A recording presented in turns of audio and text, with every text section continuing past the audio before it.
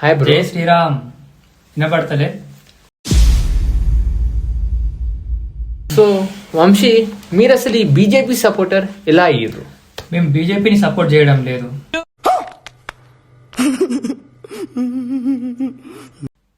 Last election లో vote చోరీ జరిగిందని రాహుల్ గాంధీ అన్నారు, అది ఎంతవరకు నిజం? ఎవరు చెప్పినారు ఓట్ చోటు జరిగిందని? రాహుల్ గాంధీ డిబేట్ కి ఇన్నిసార్లు పిలిచిండు, 1-on-1 డిబేట్ మోడీ గారితో. ఓకే, ఆ డిబేట్ కి ఎందుకు రాలే మోడీ? చెప్పు. మోదీ మోదీ మోదీ హే తో మున్కిన్ హే Modi. 1 second. Hi guys, welcome to my YouTube channel the low budget podcast with Vinay. ఇదైతే నా ఫస్ట్ పాడ్కాస్ట్. నేను ఈ ఫస్ట్ పాడ్కాస్ట్లో నేనైతే ఒక బీజేపీ సపోర్టర్ అని అయితే పిలుస్తున్నా. అతని పేరు వంశీ. Let's invite Vamsi. మన బీజేపీ సపోర్టర్ వంశీ అయితే వచ్చిండు. Hi bro. జై శ్రీరామ్.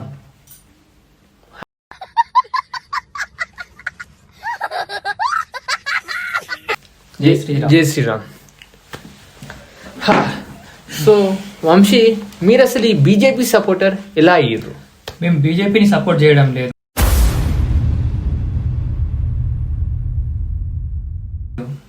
మోదీని సపోర్ట్ చేస్తున్నాం. మోదీ మా దేవుడు. మోదీ కోసం మా గుడి కడతాం. మోదీ కోసం మా ప్రాణాలు ఇస్తాం. మోదీ మా దేవుడు. అందుకే ఎప్పటికైనా సరే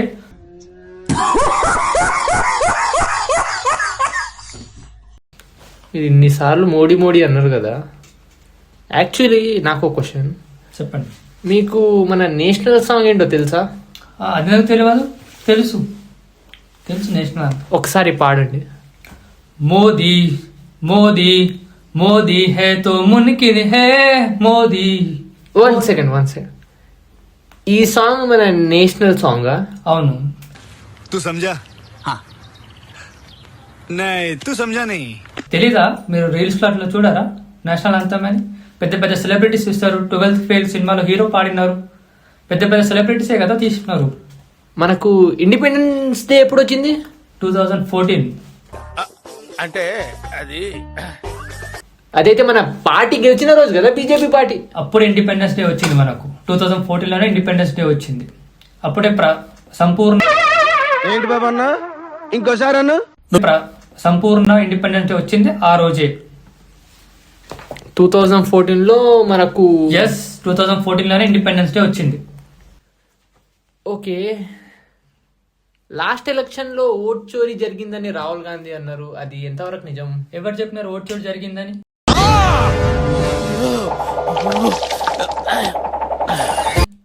ఎవరి కోసం ఎవరు చేస్తున్నారు? నార్మల్ గా నరేంద్ర మోడీ గారు ఆయన నాయకత్వంలో ప్రజలు ఓటేసి తీర్పిచ్చి గెలిపించినారు. ఓట్ చోరీ ఎట్లా జరిగింది? అందరు రియల్ కరెక్ట్ రిజల్ట్. అది కరెక్ట్ గా నరేంద్ర మోడీ సంపూర్ణ మెజారిటీతో గెలిచారు. 1 second. నాకు తెలిసినంత ప్రకారం ఆ ఓట్ వేయనికే థానోస్, ఐరన్ మ్యాన్ ఒక్కటే మనిషి 7 సార్లు వచ్చి ఓటు వేసిండు. అసలు డాడీ పేరే లేదు, XYZ వాళ్ళందరూ వచ్చి ఓటు వేసిరని న్యూస్. అది ఎంతవరకు నిజం మీరు ఒకసారి చెప్పగలరా? మనిషిని పోలిన మనుషులు ఎంతమంది ఉంటారు మన ధర్మంలో, సనాతన ధర్మంలో? మనిషిని పోలిన మనుషులు 7 ఉంటారు. వాళ్ళందరూ ఇండియాలో ఉన్నారు, అందుకే ఓటేసి వచ్చినారేమో.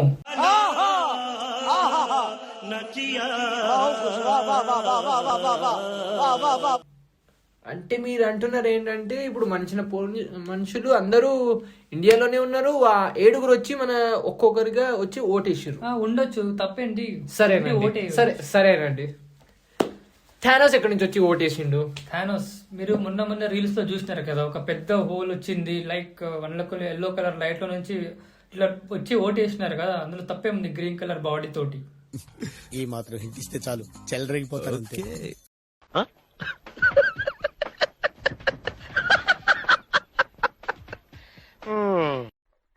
ఆయన వచ్చి ఓటేస్తారండి. స్వయంగా థానోస్ వచ్చి ఓటేసినారు. వీడియోస్ వచ్చినాయి కదా డైరెక్ట్. ఇన్స్టా చూడారా మీరు? ఇవన్నీ వాట్సాప్ లో వచ్చినాయి. మాకు వాట్సాప్ యూనివర్సిటీ ఉంటుంది. ఆ వాట్సాప్ నుంచి మాకు అన్ని మెసేజెస్ వస్తూనే ఉంటాయి. అలాగా అవన్నీ proper messages plus verified messages. ఇవన్నీ మాకెందుకు రావు? మా వాట్సాప్ కూడా ఉంది. మీరు వాట్సాప్ ఫాలో అవ్వాలి. తప్పకుండా మీ ఈ బ్రాడ్కాస్ట్ అయిన తర్వాత మీకు పక్కకుండా మా వాట్సాప్ గ్రూప్లో యాడ్ చేస్తాను.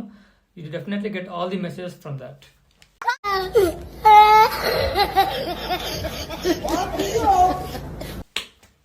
అలా అంటున్నారా? ఎస్. అయితే ఒక న్యూస్ ప్రకారం అయితే మోడీ అయితే ఒక మాట ఇచ్చిండు, 2 కోట్ల జాబ్స్ యువతకి ఇస్తామని. అది ఎక్కడ మాకు ఎవరికి రాలేదు జాబ్స్. 2 కోట్ల జాబ్స్ మీకు కనబడట్లేదా? 2 కోట్ల జాబ్ కనబడట్లేదా? అందరికీ గవర్నమెంట్ జాబ్స్ అంటే ఎక్కడికి వెళ్ళి తెస్తాడండి మోడీ? మోడీకి అదే పని ఉంటుందా? చెప్పండి మీరు. ఆయన మొహం చూడండి ఎలా ఉందో, పండు కొత్తకి గుండు కేసినట్టు. అసలు ఈ బాడీ నిండా ఉన్నదేంటి? పచ్చి అబద్ధం, పెద్ద పెద్దకం, పరమద్రవ్యం. అందరు గవర్నమెంట్ జాబ్ చేస్తే జొమాటో బాయ్లాగా ఎవరు పని చేస్తారు? టీ షాప్ ఎవరు పెడతారు? పాన్ షాప్ ఎవరు పెడతారు? వాళ్ళన్నీ ఎవరు పెడతారు? అంటే మీరు ఏమంటున్నారంటే ఇప్పుడు మేమందరం చదువుకున్న వాళ్ళం, డిగ్రీ చేసిన వాళ్ళం అందరం చాయ్ షాప్లు, డెలివరీ బాయ్ అవన్నీ చేయాలా? దేశంలో చాయ్ తాగిన వాళ్ళంతా ప్రధానమంత్రి అవుతున్నప్పుడు నువ్వు కూడా ఏదో ఒక పాలిటిషియన్ అవుతావు కదా. గవర్నమెంట్ జాబ్ లో ఎన్ని సార్ నౌకర్ లాగా పనిచేస్తావు? అంటే ఇప్పుడు మేమందరం చాయ్ షాప్ పెట్టుకోవాలి, తప్పేంది? అంత పెద్ద నరేంద్ర మోడీ చాయ్ షాప్ పెట్టినారు, ప్రధానమంత్రి అయినారు. డైరెక్ట్ లైవ్ ఎగ్జాంపుల్ కదా అది.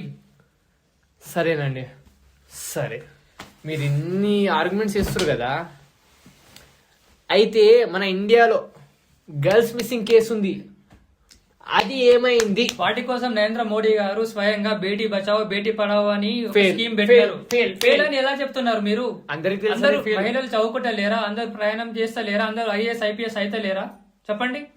చెప్పండి అవన్నీ అవుతున్నాయి మోడీ వాళ్ళ స్కీమ్ వల్లనే అలా అవుతున్నది. ఆ స్కీమ్ అసలు పోయి ఎప్పుడో ఎన్నో సంవత్సరాలు అవుతుంది, ఆ స్కీమే పని చేయదు అసలు. జై శ్రీరామ్. మిషన్ నడుస్తుంది ఇక్కడ.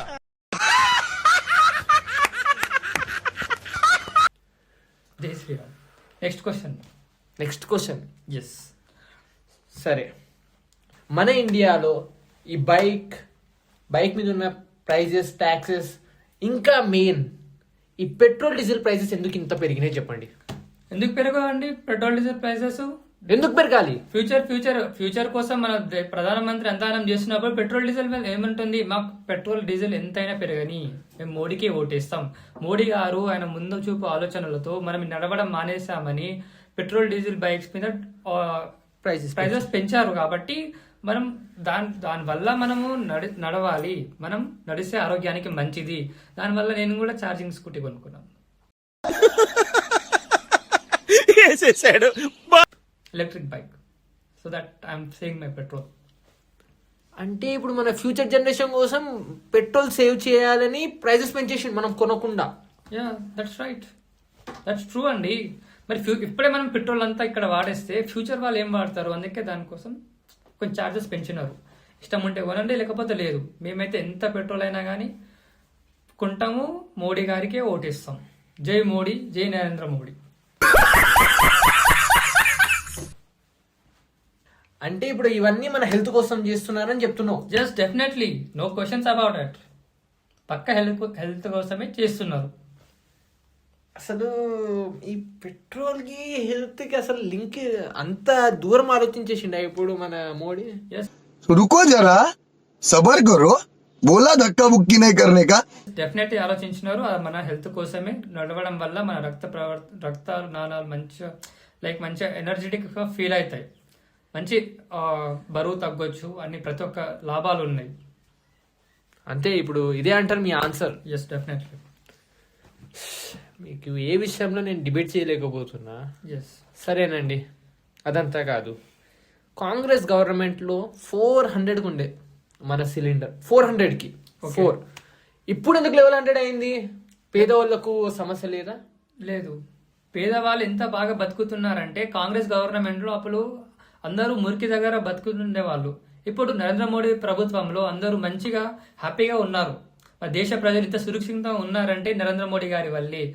2014 తర్వాత చాలా హ్యాపీగా ఉన్నారంటే ఓన్లీ నరేంద్ర మోడీ గారి వల్లే. కాంగ్రెస్ లో అప్పుడు లేబర్ పని అప్పుడు ఎంత వచ్చేస్తుండే జీతం? ఒక వాచ్మెన్ కి 4,000 ఉంటుండే. కానీ మోడీ గవర్నమెంట్ లో 11,000 వచ్చింది. చాలు, మా బ్రతుకి 11,000 చాలు. సార్, మేము అడిగిన క్వశ్చన్ ఏంటి? లెవెల్ 100 ఎందుకు అయింది? మీరు అవన్నీ చెప్పకండి. లెవెల్ 100 ఎందుకు అయింది?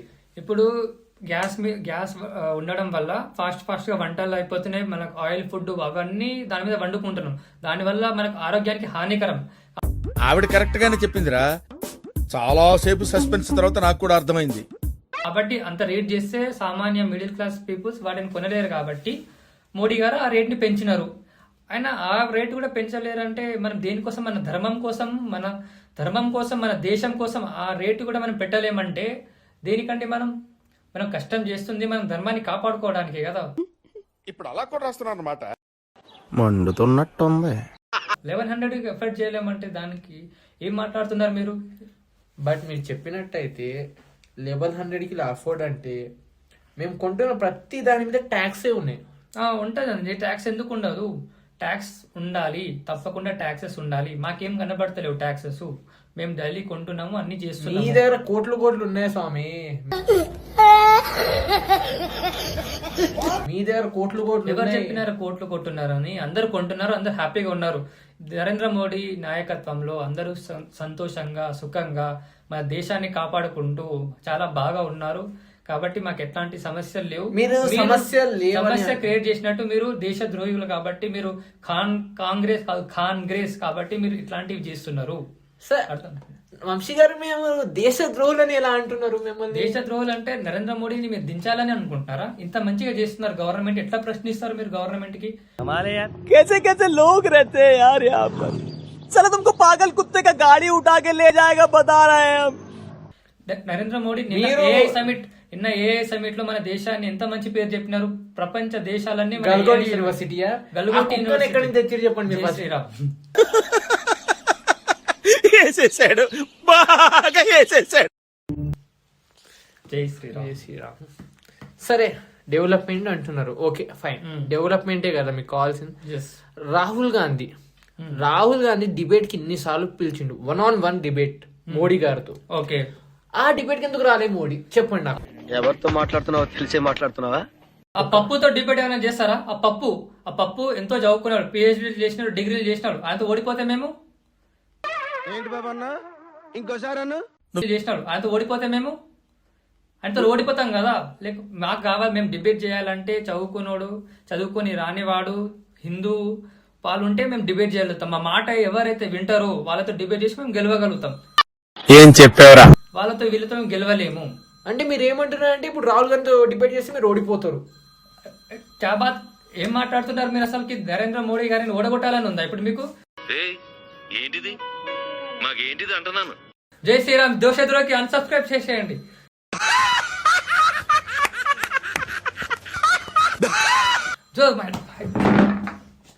చూడండి, లైవ్ పోడ్కాస్ట్ నుంచి వెళ్ళిపోయిండు వంశీ గారు అయితే. నేనేం చెప్పలేకపోతున్నా ఈ వీడియోకి అయితే.